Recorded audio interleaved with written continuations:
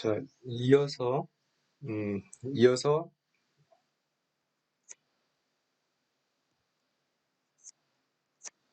19번 볼 차례군요. 19번 문제를 보겠습니다.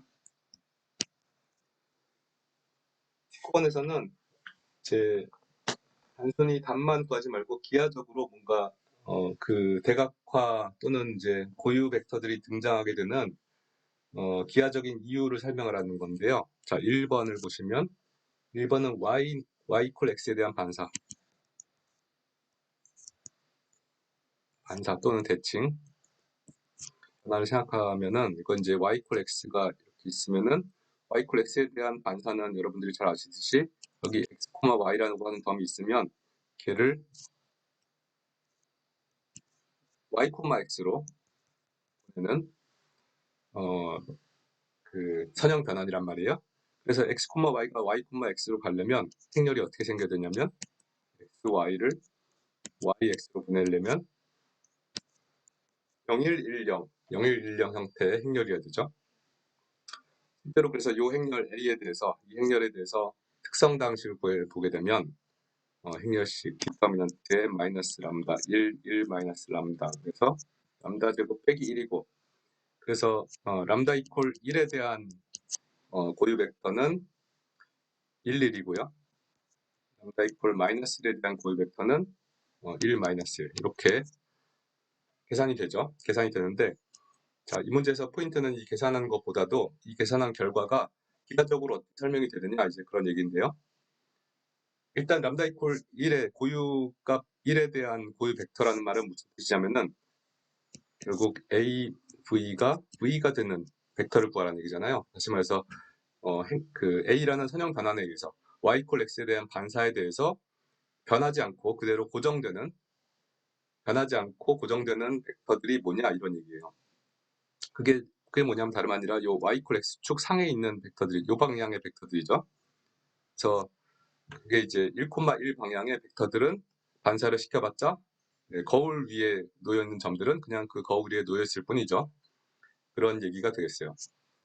그 다음에 두 번째로 람다 이퀄 마이너스 1에 대한 고유 벡터는 뭘 의미하냐면 AV는 마이너스 V라는 식을 만족해야 되잖아요.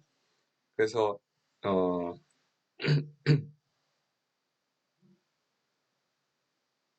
예. 그래서 이제 1, 마이너스 1이라는 방향을 생각하시면 1, 마이너스 1이라는 방향이 정확하게 이 주어진 직선의 수직한 방향이죠. 주어진 직선의 수직한 방향이 1, 마이너스 1인데요.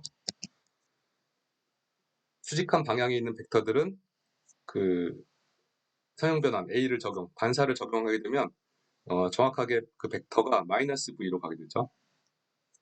원래 V였던 벡터가 마이너스 V로 가게 되는 벡터에 해당이 되죠. 그래서 기하적으로도 왜 이 벡터가 고유 벡터가 되겠구나 라는 것을 이해할 수가 있는 거죠.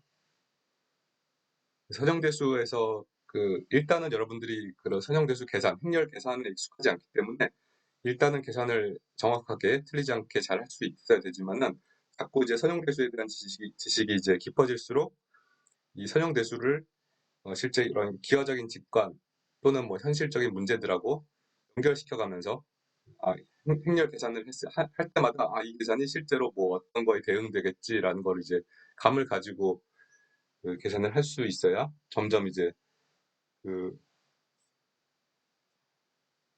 그런 식으로 익숙해져야 될 거라고 생각이 들고요. 그 다음에 이제 기본 문제를 봅시다.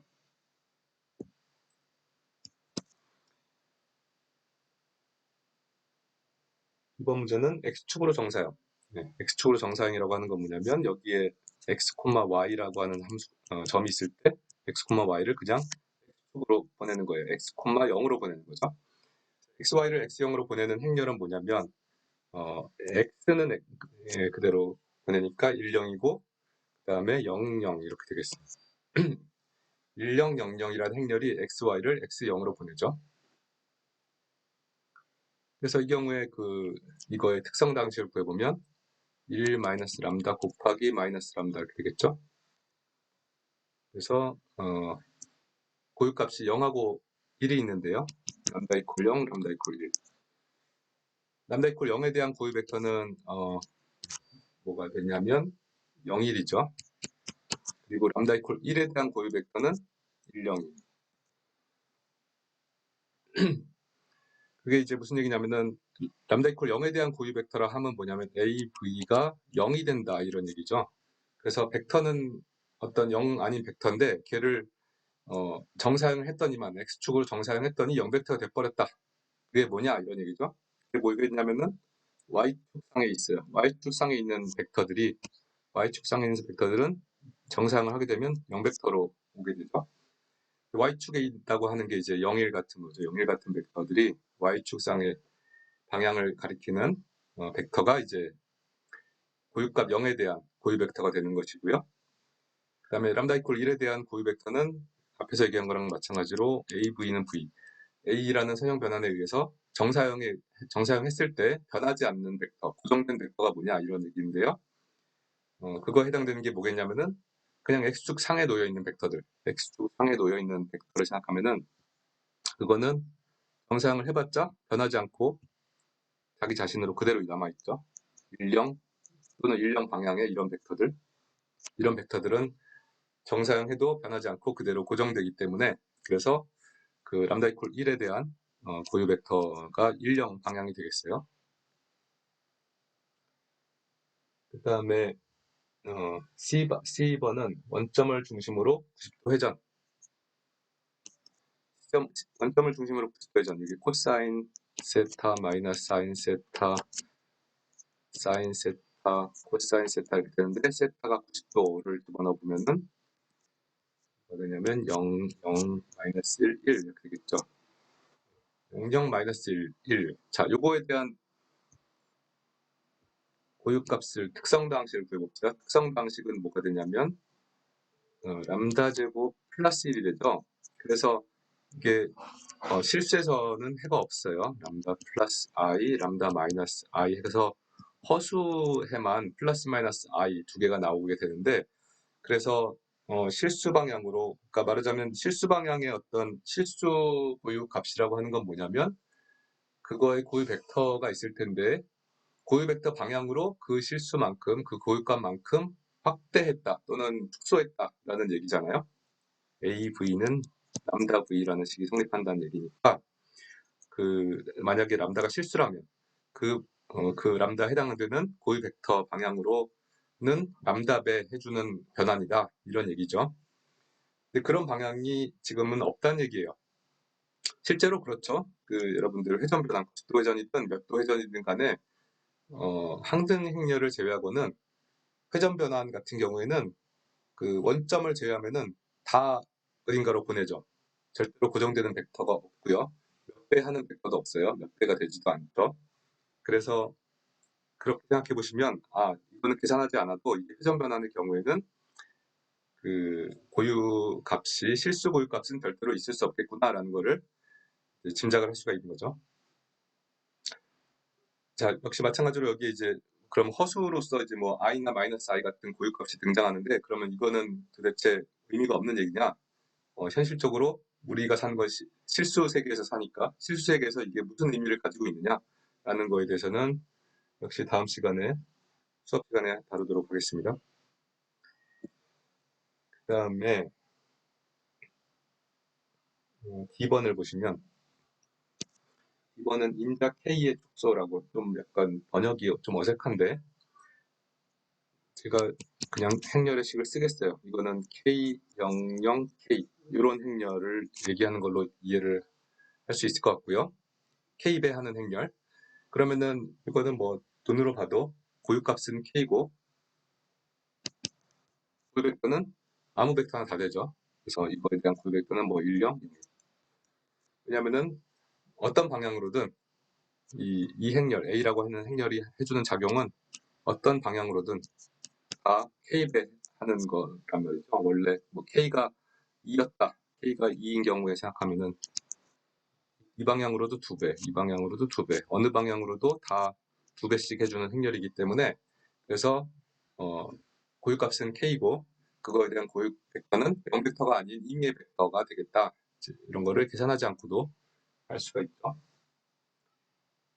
그 다음에 원래 과제는 없었지만 제가 그 2번이 있었는데 2번이 계속 과제에서 제가 안 쓴 이유가 이건 정말로 무슨 말인지 여러분들이 해석을 못할 것 같아서 인자 K의 X방향 측밀림이라고 되어 있는데 저도 무슨 말인지 모르겠어요. 근데 아마도 이걸 얘기하는 것 같아요. K001 그래서 X축 방향으로는 K배를 해주고 Y축 방향으로는 그냥 변함이 없다. 이런 행렬을 놓고 물어본 걸로 그렇게 이해를 하겠습니다. 그래서 만약에 이렇게 놓고 본다면 이 경우에 특성 방식은 K-람다 1-람다 그래서 고유값이 1하고 K가 되겠죠. 람다가 1하고 람다가 K하고 두 개가 고유값이 되고 람다 이퀄 1에 대한 고유 벡터는 0, 1이 되고요. 람다 이퀄 K에 대한 고유 벡터는 1, 0이 되겠죠. 물론 K가 편의상 1이 아니라고 1인 경우에는 이미 많이 얘기했으니까 1이 아니라고 합니다.